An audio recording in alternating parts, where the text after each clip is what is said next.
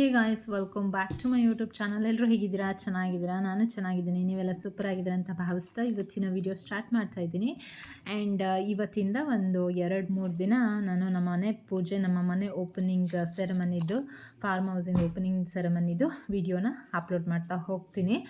And ಇದು ಬಂದುಬಿಟ್ಟು ಗುರುವಾರ ಸಂಜೆ ನಾವು 30th ಅಕ್ಟೋಬರು ಪೂಜೆ ಇಟ್ಕೊಂಡಿದ್ದು. ಪೂಜೆ ಎಲ್ಲ ಮುಗಿಸ್ಕೊಂಡು ಮಾರನೇ ದಿನ ಹಾಲು ಉಗ್ಸೋ ಕಾರ್ಯಕ್ರಮನ ಇಟ್ಕೊಂಡಿದ್ವಿ.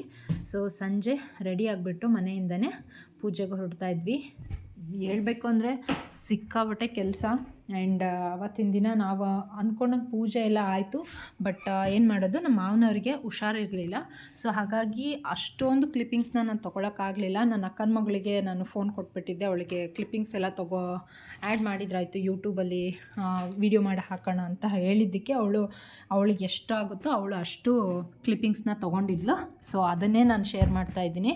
ಯಾಕಂದರೆ ನಮ್ಮ ಮಾವರಿಗೆ ಹುಷಾರಿರಲಿಲ್ಲ.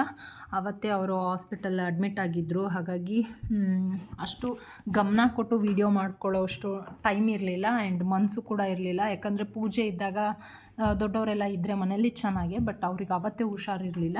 ಹಾಗಾಗಿ ಅಷ್ಟಾಗಿ ವೀಡಿಯೋ ಮಾಡ್ಕೊಂಡಿಲ್ಲ. ಎಷ್ಟಿದೆ ಅಷ್ಟನ್ನು ನಾನು ಕ್ಲಿಪ್ಪಿಂಗ್ಸ್ನ ಆ್ಯಡ್ ಮಾಡ್ತಾ ಹೋಗ್ತೀನಿ. ಆ್ಯಂಡ್ ಪೂಜೆ ಎಲ್ಲ ಚೆನ್ನಾಗಾಗಿತ್ತು. ಗಣಪತಿ ಹೋಮ, ನವಗ್ರಹ ಹೋಮ ಎಲ್ಲನೂ ನಾವು ಸಂಜೆನೇ ಮಾಡಿಸಿದ್ವಿ. ಗುರುವಾರ ಸಂಜೆನೇ, ಶುಕ್ರವಾರ ಬೆಳಗ್ಗೆ ಕಾರ್ಯಕ್ರಮದ್ದು ನಾಳೆ ವಿಡಿಯೋದಲ್ಲಿ ಶೇರ್ ಮಾಡ್ತೀನಿ.